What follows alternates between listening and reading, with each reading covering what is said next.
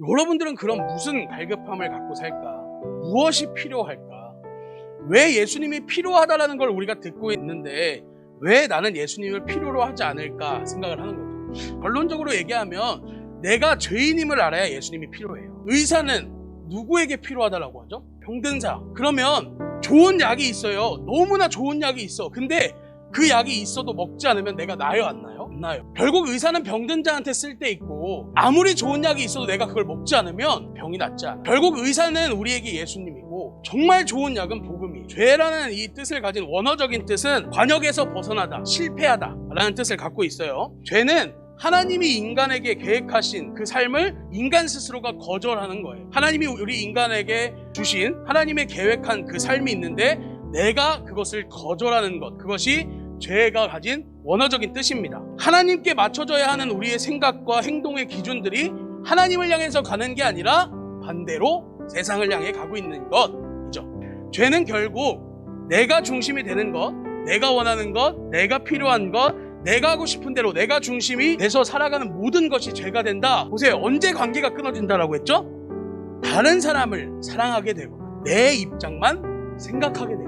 자, 그러면 우리도 마찬가지겠죠. 하나님과 나와 언제 끊어졌다고? 하나님이 아니라 다른 걸 더 사랑하게 돼. 하나님의 입장이 아니라 내가 중심이 돼. 이해가 되겠어요? 죄라는 건 그런 거예요. 그리고 이 죄는 하나님과 관계가 끊어지게 하죠. 하나님과 관계가 끊어진 이 단절은 사람으로 하여금 결핍을 가져오게 해요. 결핍이 있다 보니까 무언가를 계속 찾게 되는 거죠. 왜? 공허하니까 채워지지 않는 마음이 있는 거예요. 누구나 이 결핍은 가지고 있어요. 그런데 이 결핍, 공허함은 사실 하나님께로부터 온다는 거죠. 왜? 하나님과 나와의 관계가 끊어졌으니까 그 관계 속에서 와야 되는 채워지는 만족함인데 하나님과 내가 끊어져 버리니까 어디서 만족이 오겠어? 그런데 사실 우리가 이거를 모른다라는 거죠. 내 공허함이 어디서 왔는지, 내 결핍이 어디에서부터 온 건지. 그러니까 나는 계속해서 정작 찾아야 될 하나님이 아니라 정작 필요한 분이 예수님인데 예수님이 아니라 다른 걸 찾기 시작해요. 그런데 내가 그거를 나는 예수님이 필요하구나 라는 걸 알게 되는 순간이 언제냐? 내가 죄인임을 인정할 때. 심령이 가난한 자는 복이 있나니 천국이 그들의 것이다 라고 이야기했어요. 이 심령이 가난한 마음은 바로 지금까지 얘기했던 이런 마음인 거예요.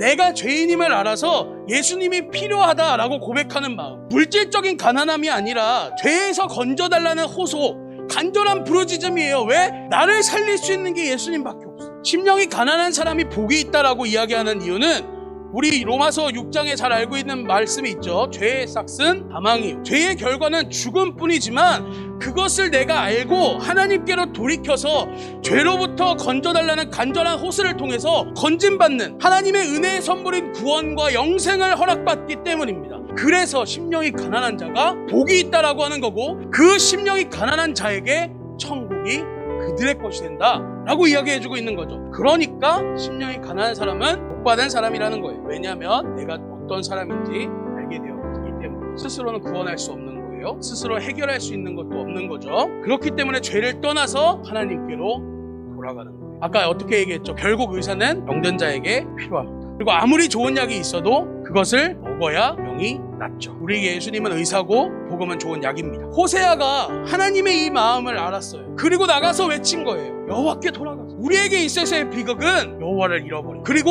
우리에게 있어 이제는 유일한 희망은 다시 여호와께 돌아가는. 이 하나님의 절절한 마음은요, 성경을 통해서 그리고 오늘날도 세워진 하나님의 사랑을 통해서 또다시 선포되어지고 있습니다. 이 마음은 어떤 다른 이에게 향한 것이 아니라 바로 저와 여러분들을 지금 향한 거죠. 내 스스로가 죽을 수밖에 없는 죄인임을 안다면 내 마지막 희망은, 내 마지막 기댈 곳은 오직 예수님뿐이죠. 여러분, 예수님 필요하신가요?